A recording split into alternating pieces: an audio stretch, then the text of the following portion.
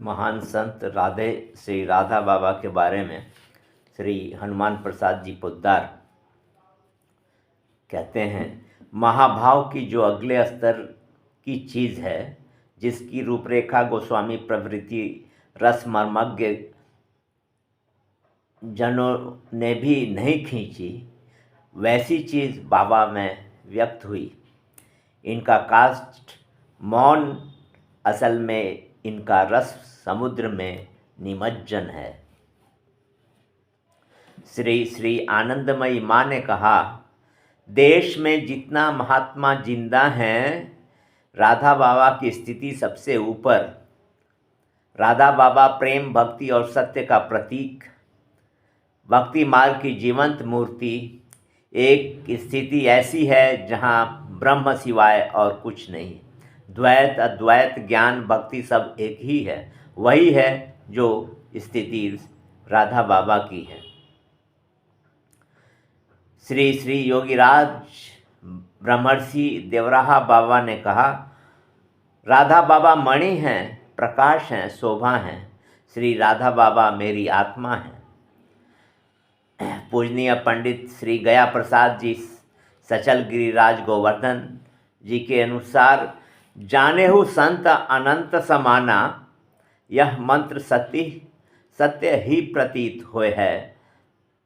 श्री प्राणनाथ की लीला देख कर तथा सुन कर बड़े विज्ञ लोग हूँ आश्चर्य में पड़ जाए हैं, कारण कि बिचारी बुद्धि की वहाँ तक गम्य नहीं। एवं संतन की लीला हूँ, श्री भगवत लीला के समान ही विचार राजसों पर की बात बन जाए है।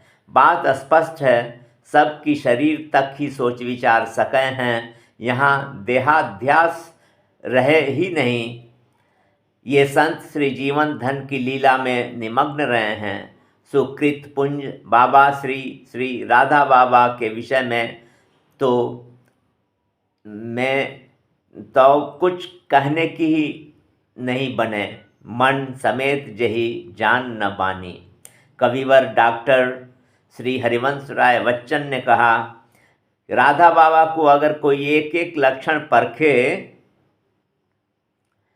तो उनको 100 टन खरा पाएगा। मुझे अगर एक विशेषण से ही राधा बाबा को परिभाषित करना हो तो मैं उनको कहूँगा विशुद्ध संत। तुलसीदास ने भी संत के लिए यह विशिष्ट विशेषण शायद एक ही बार प्रयुक्त किया है। संत विशुद्ध मिलहि परिते ही, राम कृपा करी चितमहि जेहि। राम ने अगर कृपा कर मेरी ओर देखा तो उसका एकमात्र सबूत मेरे लिए यही है कि राधा बाबा मुझे मिले। दिनांक 19/1/34 को डायरी लेखन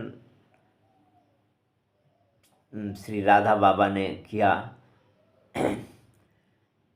वो अपने डायरी में लिखते हैं, मेरे प्यारे लीला में एक दिन था जब तुम हम पर सबसे विशेष करुणा रखते थे, पर मैं अधम तुमको भूल गया। अब उसका फल भोग रहा हूँ। विश्वेश, तुम्हारी दया कम नहीं होती। तुम तो दीन बंधु हो। लोग पाप के आवरण में तुम्हारी उस मुस्कान को नहीं देखते। नाथ, आज मैं सरस्वती की पूजा में सभी व्यस्त हैं। मेरे पास न साधन है, न हृदय, न साहस। कैदी हूँ, दंड भोग रहा हूँ, अतः कुछ नहीं है। जो हो तुम्हारे इस रूप की अर्चना कर रहा हूँ, स्वीकार करना करुणानिधि। माँ, मैं डूब रहा हूँ, तुम असहाय की आश्रयदाता हो। तुम्हारी करुणा मुझे पार लगा देगी। संसार मुझसे घृणा करता है, पर तुम मुझसे घृणा न करना। मैं तुम्हारा अधम बालक हूँ। माता अपने पुत्र के बराबर ही प्यार करती है, अतः तुम भी इस अधम को न भूलना।